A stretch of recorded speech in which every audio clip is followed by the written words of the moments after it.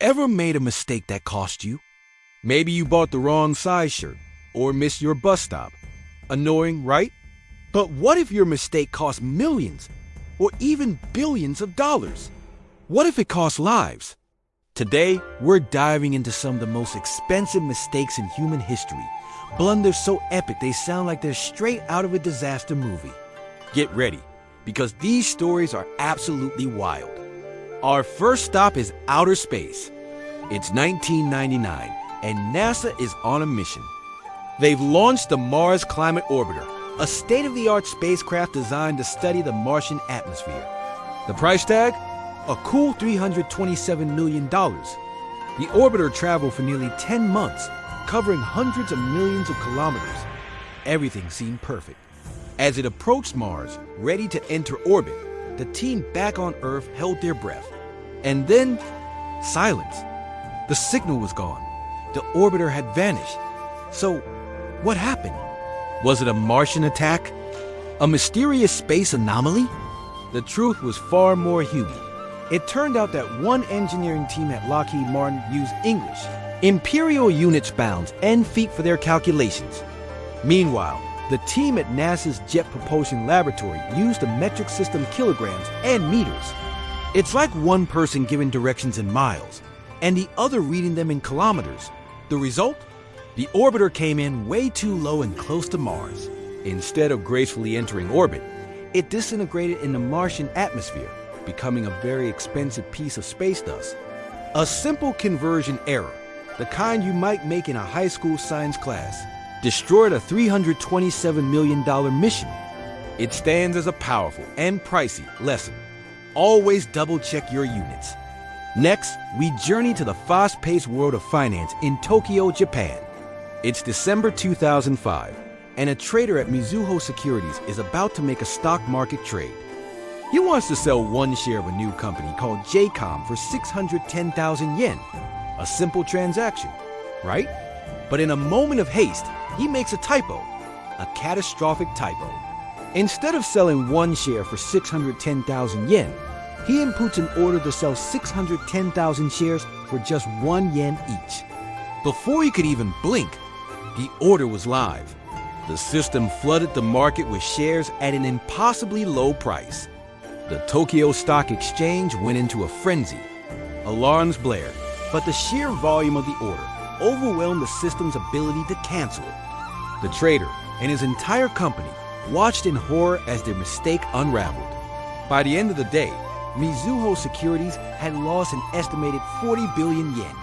That's about 340 million US dollars at the time. All because someone's finger slipped. This fat finger error became a legendary cautionary tale on trading floors worldwide. A reminder that in the world of high-speed trading, one tiny slip can trigger a financial earthquake. The company had to spend a fortune buying back the shares at a much higher price, all to fix a 1-second mistake. Now, let's turn our attention to a monumental feat of engineering, or at least, what was supposed to be. Welcome to Quebec, Canada. In the early 1900s, the plan was to build the Quebec Bridge, the longest cantilever bridge in the world. It was a symbol of national pride, a testament to human ingenuity.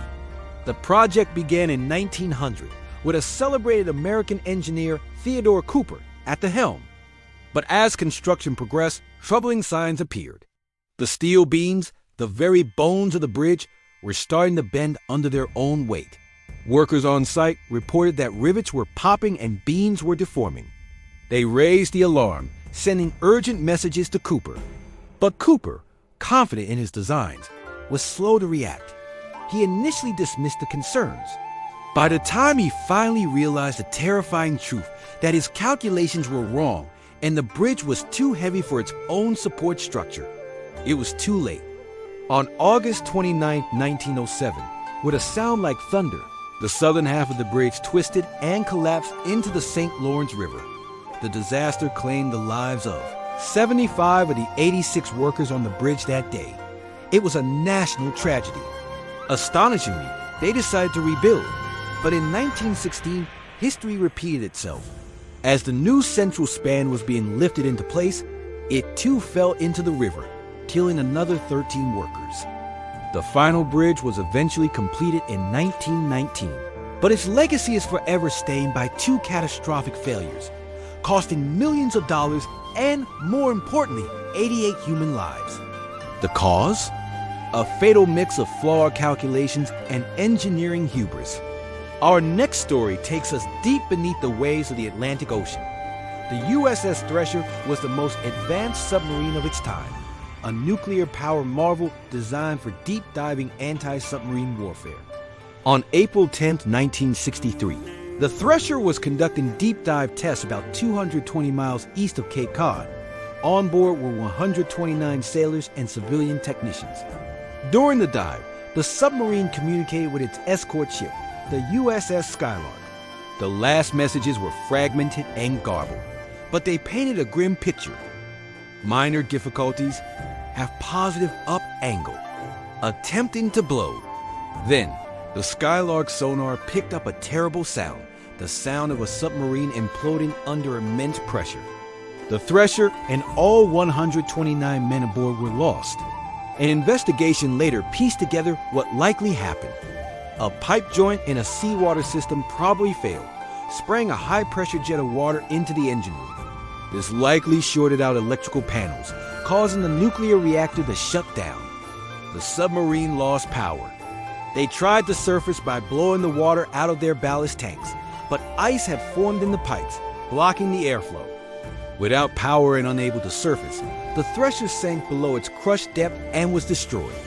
The tragedy led to a massive overhaul of submarine safety procedures, known as the SubSafe program, ensuring such a disaster would never happen again. But it came at the cost of 129 lives and a cutting-edge submarine, a devastating price for a mechanical failure. Finally, we come to a mistake that is both invisible and terrifying. It happened at the National Cancer Institute in Panama in the early 2000s. The institute used a machine for radiation therapy, treating cancer patients. The machine's software required doctors to use blocks to shield healthy tissue from the radiation. To calculate the correct dose, they had to digitize the shapes of these blocks on a computer. The software, however, had a critical design flaw. It allowed doctors to draw the blocks with a single continuous line, but it would only calculate the correct radiation dose if the blocks were drawn in a specific way, with distinct, separate shapes. Unaware of this, the physicians were creating shield plans that the software misinterpreted. The result? The machine was delivering massive, lethal overdoses of radiation to patients. At least 28 patients received these overdoses. Many suffered severe radiation injuries, and at least 8 deaths were directly attributed to the error. This wasn't a mechanical failure or a simple typo. It was a flaw in the interface between humans and technology. The software was confusing and unintuitive, leading well-meaning doctors to make a fatal error. It's a chilling reminder that even with the best intentions, a poorly designed system can have catastrophic consequences, turning a tool for healing into an instrument of harm. From a simple unit conversion to a flawed software design, these stories show how small mistakes can spiral into disasters of epic proportions. They cost billions of dollars, tarnish legacies, and most tragically, end lives. They serve as powerful lessons in the importance of communication, double-checking our work, and designing systems with human fallibility in mind. What do you think is the most expensive mistake in history? Let me know down in the comments.